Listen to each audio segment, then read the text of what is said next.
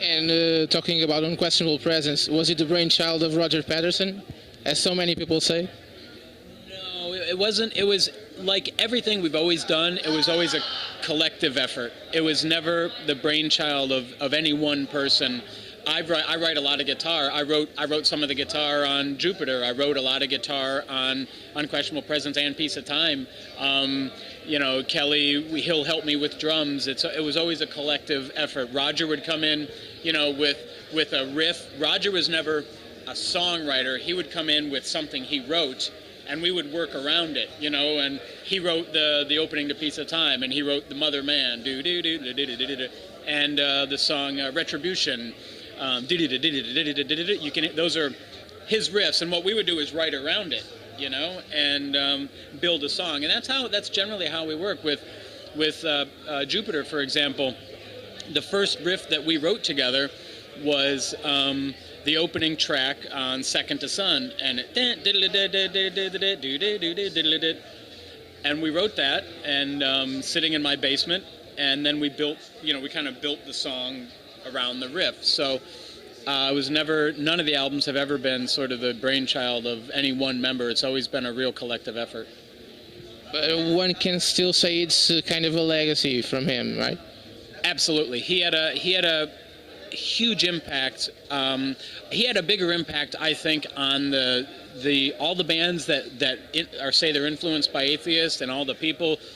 A lot of that was because of him, and his legacy lives on today. There are a few bass players even today that play with that power and that attack and that level of aggression that he played with. He was just so brutal and so hard with playing, and so his complexity with writing riffs forced us into a way of writing songs, because Kelly in a lot of cases couldn't play what Roger was playing. So we were forced to layer things on top as opposed to trying to play what Roger was playing. And his influence, for sure, pushed us in a direction that we wouldn't have gone in otherwise. So he had a huge influence, and that style, if you credit Atheist with being an influence, a lot of that comes down to him as an individual.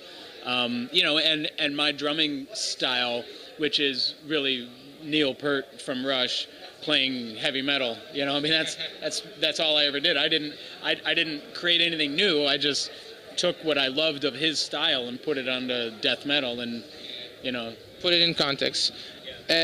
Elements was a bit different, even more different, and it was a difficult album because you weren't playing there, and Randy wasn't playing there. It's kind of a difficult pushing time from the label, a lot of things, and it came out, sometimes it feels a bit rushed, maybe. Some fans didn't like it very much. How do you think of that? It's a brilliant piece of work, but what you see, since we've done Jupiter now, and you listen to Jupiter and how it stacks up with the first three, Elements really sits apart as a really different album. And the primary reason is because Kelly and I weren't in the band together, and we weren't creating together, we weren't writing together, and that you can hear the difference. Jupiter, he and I were there working together side by side. Piece of Time, Unquestionable Presence, side by side working. Elements, we weren't, and it's a really different sounding record. A lot of people have told us that Jupiter sounds like the next album after Unquestionable Presence, and that's because he and I were always a core team in terms of arranging, putting songs together, not necessarily writing everything, because on Jupiter we had Jonathan Thompson and Chris Baker and people contributing riffs, and so, but the difference was Kelly and I were there to put it together, and my drumming style and my style of arranging too, because I have a big impact on how we put the songs together. I'll say, wait a minute, let's put this riff here, and then we'll put that riff. That's a lot of my input, and then how I put my drums to it. So I think that's why Elements sounds so different. You had a drummer they hired, just a studio drummer, to come in and play. Kelly and I weren't there. Tony Choi had a lot to do with that record, so it was just really, really different. Where Tony didn't have anything to do with Piece of Time or Unquestionable Presence. He didn't write any of the material, or Jupiter, of course. It was Kelly and I and the other guys around, so that's why Elements sounds so different. But it's still a brilliant piece of work. It's a wonderful album, and we play songs to this day from the album. But yeah, that's why it sounds different. How did it took nearly 4 years to write an album? The next one in line, Jupiter, since the reformation of the band and all that we talked about earlier. We actually wrote it in about 6 months. We didn't agree to do a new record until 2009, and then we spent about a year and a half not working very hard, and then 6 months we wrote the record. So it really, when we sat down and we got serious, it's time that we have to get this record out now. Yeah, that was about 6 months. So that's why it seems, after we started, when we played Vakken and we re-released everything, we were not going to do a new record. We didn't decide to do a new record until 2009. So. Okay. Jupiter was a bit like Traced in Air from Cynic. They were both highly influential bands with a great legacy, and both were 15 years, 18 years, 17 actually, 17 and 18 years apart and not doing anything. But both records had a quite different impact from the early 90s albums.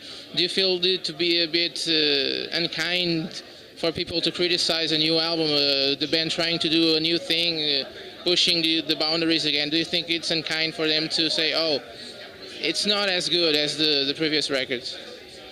Well, no, I think everybody has their opinion, and there's no fault, or there's no, if you don't like it, you don't like it. We were fortunate that most of the reviews for Jupiter were very, very positive. It seemed to be very well received. I think a lot of people felt a sense of relief when they heard it, because they were expecting it to be horrible. For some reason, everybody thought it was going to stink, because I think, and it's true, I think most comeback records are pretty bad, and they most failed miserably, because you had a formula years ago and you try to recapture it, and it's many times it comes across sounding forced or contrived, where in our case the music came across sounding very, I think, real and organic and normal, and that's because we didn't try to be like we thought we were. We just started writing music again. I mean, we had no design whatsoever. It was very organic. And we didn't say we're going to be fast, or we're going to be heavy, or we're going to try to be complex. We just did what we always did. We just sat down and said, all right, oh, that's a cool riff. Oh, you know what would be cool after that is if we went fast. You know, that's literally how we do it. We just sit there and talk through it. And so I don't think it's unfair or unkind. If you don't like it, you don't like it. I mean, it's always been the way it is. A lot of people don't like Atheist. Mostly the new album was well received. Some people didn't like it. That's okay. Cynic had a different, theirs was a lot different. Traced in Air was a lot different than Focus, and Focus was a lot different than their demos. Their demos were extremely brutal. A lot of people have never heard the early demos they did. You know, super incredibly complex and brutal music that today would sound just as contemporary and technical as as any of the super technical bands today, because there's so many now. There's so many super technical bands now. Focus was a lot calmer and nicer than their demos. Traced in Air was a real departure, I think, even further afield. For Cynic fans who really loved Focus, yeah, many were disappointed that it wasn't as heavy as Focus. So in their case, you know, I mean, it's just that's the direction they wanted to go, and you don't have to like it, for sure. I mean, you know, I'm sure if Paul was here, he'd say the same thing. He's like, well, some people will like it, some people won't. I mean, I think it's fair to have an opinion, but if you don't like it, you don't like it. You know, there's nothing we can do about it. We just put the music together that we liked, and hopefully other people will like it. That's a real attitude, you know.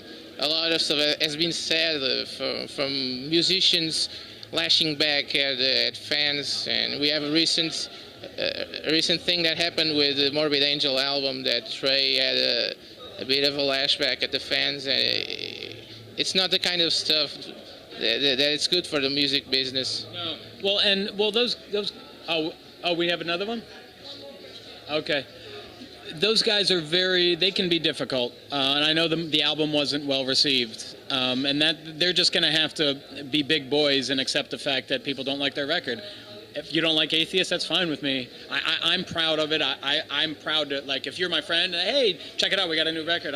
I'm proud to let you hear it. Morbid Angel apparently aren't, and if people don't like it, they don't like it. I mean, you just have to say, okay, thank you, and it's not for everybody. Okay, final question, and the mandatory question. Future for Atheists, a new album after this tour, more tours, designing new things, keep pushing the boundaries. What else? If, just like we said at the beginning, only if people continue to ask us. We will definitely do a new record if the fans keep asking for it and the record labels out there want to produce one. We'll do it. If not, then we won't. Okay, it was a big pleasure, Steve. Thank you. My pleasure. This is Julio from Riff Magazine.